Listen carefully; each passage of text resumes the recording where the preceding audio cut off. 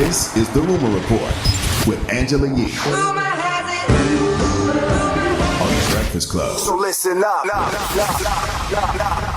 Well, Harvey Weinstein's own brother is saying that he was also a victim of abuse by Harvey Weinstein. He said, I was also the object of a lot of his verbal abuse, at one time physical abuse, and I'm not looking for one bit of sympathy from anyone. He said, I do not put myself in the category at all of those women that he hurt, but it's a complicated situation when it's your brother doing the abusing to you as well. I saw it, and I asked him to get help for many years, and that's the truth. He avoided getting the help, and we begged him. Now, he said that he has not barely spoken to his brother in the past 5 years. He said he wasn't aware of his brother's alleged sexual misconduct. Instead, he thought that he was just having all kinds of adultery with one woman after another. Yeah, Bob, you could have kept that to yourself. There's levels to this abuse thing. If you're not going to tell us Harvey Weinstein sexually assaulted you as well, then you could have kept that to yourself. And he also said it's not true that they're trying to shut down the company or sell the company. He said business is continuing as usual as the company moves ahead. So for anybody that thought that they were selling the company, that's not happening now. An intern... A little early, Bob. Just wait a little bit, okay? It's only been a week. A former intern that worked with Harvey Weinstein back in the 80s says that sexual assaults dated back to then. Paula Wachowiak told the Buffalo News, she's 62 years old now, that Weinstein exposed himself to her inside a hotel room and asked her, was seeing me naked the highlight of your internship? Now, she said she was told to bring a bunch of checks to his hotel room to get them signed. She said, when I got in the room, I realized he was holding a hand towel around his waist.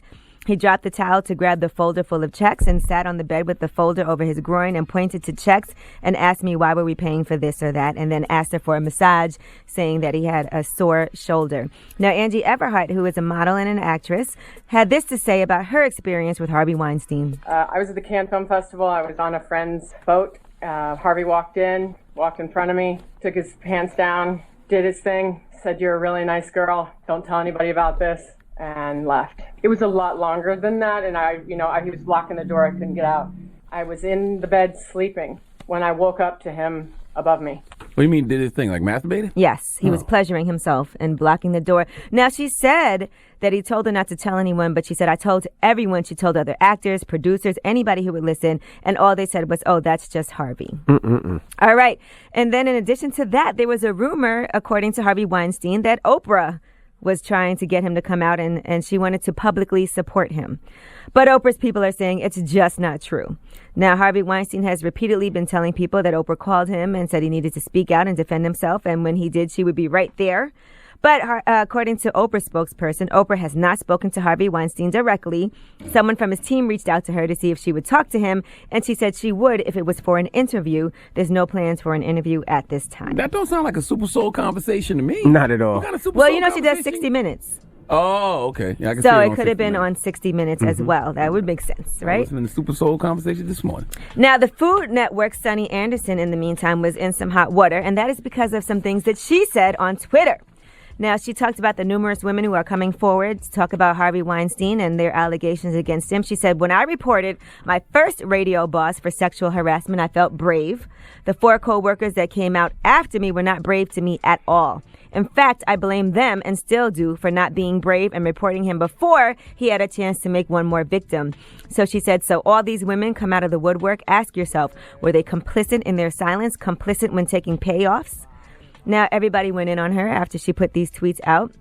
She said, I've deleted my obviously polarizing and offensive statement as a victim and warrior against sexual harassment in the workplace.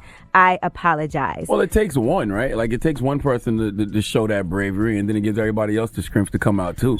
So Sonny should look at herself as a person who, started a wave.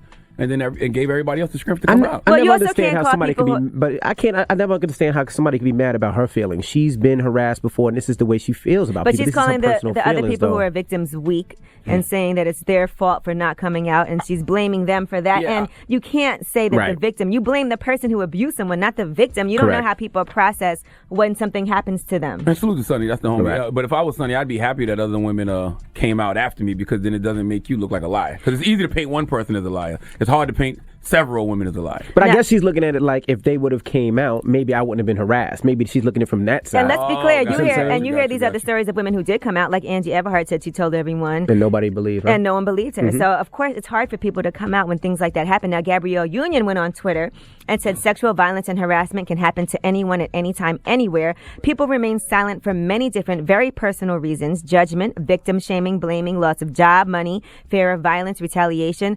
Folks are also very open and obvious about what kind of victims should be prioritized and believed. To think otherwise is to be willfully dim. In Hollywood meetings and homes, hotel lobbies, restaurant suites, private isolated office space is the norm. No one asked for it. Sexual or physical violence, harassment, demeaning language is not the price one should pay for seeking or maintaining employment, period. And then she said, reminder, I got raped at work at a Payless shoe store. I had on a long tunic and leggings, so miss me with that dress modestly-ish. Though I was raped by a stranger who raped me at gunpoint after robbing the store, I was still asked by a female friend what I had worn. All right, well, I'm Angela Yee, and that is your rumor report. The Breakfast Club. Every weekday morning. Tune in.